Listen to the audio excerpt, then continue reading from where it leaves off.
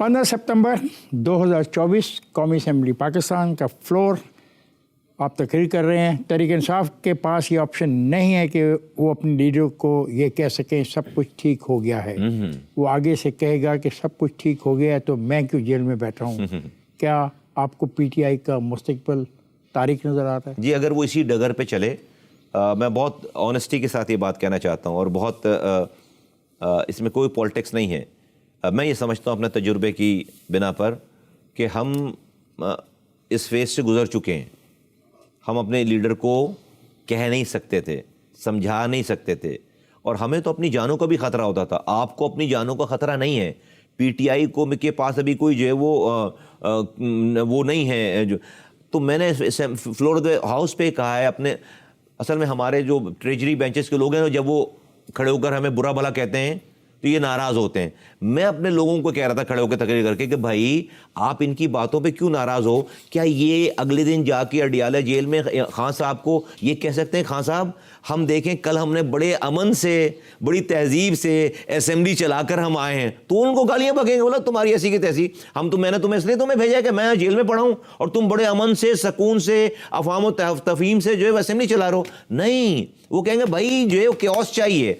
तो मैं उनको ये कह रहा था कि भाई एट टाइम आ जाएगा कि आप जो है वो थक जाएंगे, फिर आपको हमारी तरह बगावत करनी पड़ जाएगी। हमने की ना फिर बगावत। ये आप पीटीआई के लोगों को कह रहा हूं मैं, कह रहे हैं जी कि बानी पीटीआई को ज़ाया होने से बचाओ। हमने ज़ाया किया है, उनको ज़ाया होने से बचाएं। ऐसी बातें आप भी कर रहे हो, फैसल वाडा भी कर रहे हैं, फवाद चौधरी भी कर रहे हैं। नहीं, मेरी बात बिल्कुल डिफरेंट है। मैं इसको रिजेम्बलेंस है इसमें एमक्यूएम की। मैं क्या कह रहा हूं कि भाई मैंने अपना लीडर खोया है, हम नहीं बचा सके उसको ना। मैंने जाके पैर पकड़ के रिहैब सेंटर में दाखिल कराने के बावजूद भी हम उन्हें नहीं बचा सके।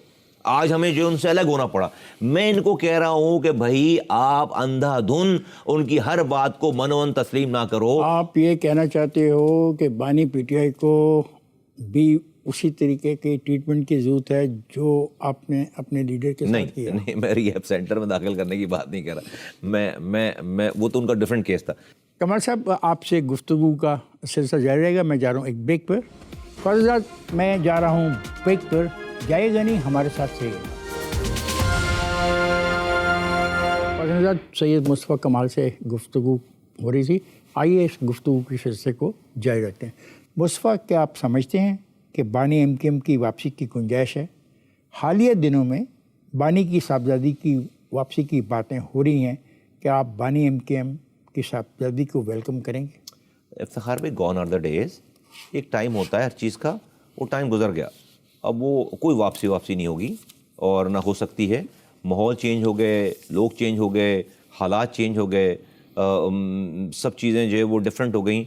और जहाँ तक उन्होंने उनकी साहबजादी का जिक्र किया, वो तो उन्होंने ख़ुद भी ऑफिशियली भी जो है वो ऑफिशियल अपने स्टेटमेंट जारी करके कहा कि नहीं ऐसी कोई बात नहीं। उन्होंने खुद अपनी इस वाली बात को डिनाई किया। गॉन आर द डेज, ख़त्म हो गई। अगर वो आती हैं और वो सियासत करना चाहती हैं, सवाल ही नहीं पैदा होता। हम इसको लाते ही नहीं इस वाली बात को कि ये ऐसा हो भी सकता है। ये जो मुराद अली शाह है वो भी कहता है कि सिंध के पानी के हिस्से पर कभी समझौता नहीं करेंगे। सिंध को औसतन 11% पानी की कमी का सामना है। मज़ीद नहरों की तामीर ज़रूरी मशत के लिए ख़तरा है।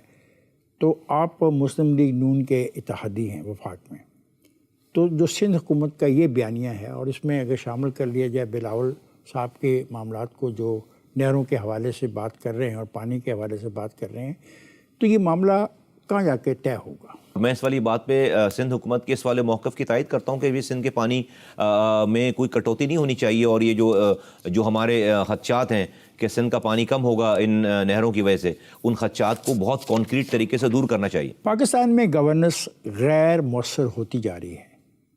आप इसको बेहतर बनाने में क्या किरदार अदा कर सकते हैं? हमारी आइनी तरमीम को सीरियस लेकर इसको अप्रूव करें। गवर्नेंस जो है वो ग्रास रूट से शुरू होती है। इख्तियारात और वसाइल जो है वो वज़ीर 18वीं तरमीम के बाद वुज़राए आला हाउस में आकर पार्क हो गए, पैसा भी और तमाम डिपार्टमेंट भी। इसको ट्रिकल डाउन होना है। 18वीं तरमीम پوری طرح سے ٹرکل ڈاؤن نہیں ہوئی ہے, نیچے نہیں گئی ہے. اس 18ویں ترمیم کو وفاق سے آپ نے صوبوں کو تو اختیارات لے لیے, لیکن صوبوں کا مطلب وزیر اعلیٰ ہاؤس نہیں ہے.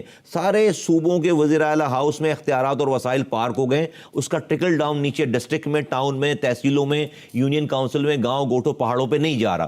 جب تک یہ نہیں جائے گا ڈور اسٹیپ پہ گورننس نہیں پہنچے گی. ہماری معاشرت, ہماری ریاست, ہماری معیشت کہاں کھڑی ہے؟ دیکھیں ہم تو بہت ابھی جو ہے وہ بہت بری جگہ پہ کھڑے ہیں. ہم ابھی بہت بری کنڈیشن میں کھڑے ہیں. میں اس کو it's not an ideal situation. معاشرت تو تباہ برباد ہو گئی. اتنی پولرائزیشن ہو گئی ہے کہ اب کوئی کسی کو برداشت کرنے کے لیے تیار ہی نہیں ہے. ہر کسی کو وہ سمجھتا ہے وہی امر بالمعروف ہے, وہی جو ہے وہ راہ حق پر ہے, بقیہ سارے جو ہیں وہ ان کو ختم ہو جانا چاہیے, مر جانا چاہیے, مار دیا جانا چاہیے. یہ سچویشن ہو گئی ہے. پہلے اختلافات تھے, اب وہ اختلافات جو ہیں وہ سیاسی دشمنیوں میں بدل گئے ہیں سارے. تو معاشرت تو ہماری یہاں کھڑی ہے, اور معیشت اسی کی ریفلیکشن معیشت پہ, کہ اب آپ کے یہاں اسٹیبلٹی نہیں ہوگی, جب آپ کے یہاں جو ہر چیز پر اعتراض ہوگا تو معیشت کو پھر کانفیڈنس تو نہیں آتا لوگوں کے اندر. لوگ پیسہ اپنا پھر نکالتے ہیں, اور لوگوں نے اپنا پیسہ نکالا ہے پاکستان سے. کراچی کی جو اسٹیل مل ہے, اس کا فیوچر آپ کیا تجویز کرتے ہیں؟ جی, اس کا فیوچر جو ہے وہ اسٹیل مل ہی ہونا چاہیے. اس کا فیوچر جو ہے وہ ایک پرو ایکٹیو, ایک کما کر دینے والی, اور ایک جو ہے وہ فائدے میں چلنے والی اسٹیل مل ہی ہونی چاہیے. یہ تو آپ کی خواہش ہے نا, لیکن اس کے تو کہتے ہیں کہ اس کا جو حالت ہے, اس کی جو مشینیں ہیں وہ تو اس قابل ہی نہیں رہی. ریویمپ ہونا ہے, اس کو پرائیویٹائز ہونا ہے, اس کو پرائیویٹائز کریں, اس کو گورنمنٹ اپنا اسٹیک بھی رکھ کے پرائیویٹائز کریں. جو زیادہ بھرتیاں ہوئی ہوئی ہیں, ایکسٹرا جو برڈنز ہیں, لیکن جب ان بھرتیوں کو نکالیں گے تو آپ سیاسی طور پہ شور مچائیں گے, ان کے ساتھ کھڑے ہو جائیں گے سڑک پر آ کر. میں کہہ رہا ہوں آپ ایسی مینجمنٹ, ایسی اس کی وہ لے کر آئیں, اونرشپ لے کر آئیں کہ جو انویسٹمنٹ کرے اور وہ صرف کام والے لوگوں سے کام لیں اور اس کو فائدہ دیں. میں نہیں سمجھتا ہم کسی ناجائز چیز کی جو ہے وہ حمایت کریں گے کبھی. کیا یہ حقیقت ہے کہ آپ نے بل کلنٹن کو کہا تھا کہ بے نظیر نے 10,000 لوگوں کو ماورائے عدالت قتل کیا ہے, جس کی وجہ سے صدر لغاری نے ان کی حکومت کو نہیں, یہ جو ہے وہ یہ سوشل میڈیا پہ ایسے ہی جو ہے وہ بالکل نہیں کہا تھا. کراچی کو علیحدہ صوبہ بنانے کے لیے آپ نے ایک دفعہ کوشش کی اسمبلی کے فلور پہ. ایم کیو ایم نے, میں اس وقت نہیں تھا ایم کیو ایم میں. میں اس والی ایم کیو ایم نے جس زمانے میں ہم پی ایس پی میں تھے تو ایم کیو ایم یہ والی بات صوبے کی بات کر رہی تھی اسمبلی کے اندر. لیکن دیکھیں میں اس والی بات کا بلیور ہوں کہ ملک میں جو ہے وہ 22 صوبے بننے چاہیے. 22 صوبے بننے چاہیے, 22 ڈویژن ہے, 22 صوبے بننے چاہیے ایڈمنسٹریٹو بنیادوں پر.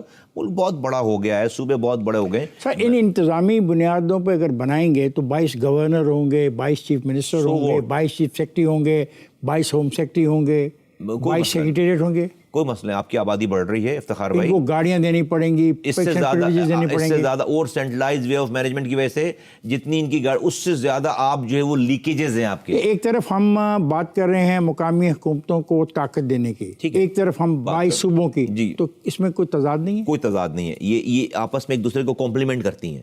دیکھیے کبھی بھی ڈیسینٹرلائزیشن غلط چیز نہیں ہوتی, اس سے آپ جو ہے وہ اپنا ایکسپینس بڑھاتے نہیں ہیں, بلکہ آپ اس سینٹرلائز. میں ایک مثال دوں آپ کو, آج 48,000 اسکول ہیں صوبہ سندھ میں, 2 لوگ انچارج ہیں, ایک ایجوکیشن منسٹر, ایک وزیر اعلیٰ سندھ, 500 بیوروکریسی کے لوگ ہیں, ان کا تو ہنی مون ٹائم ہے, آج جائیں کل کہیں اور ہوں گے.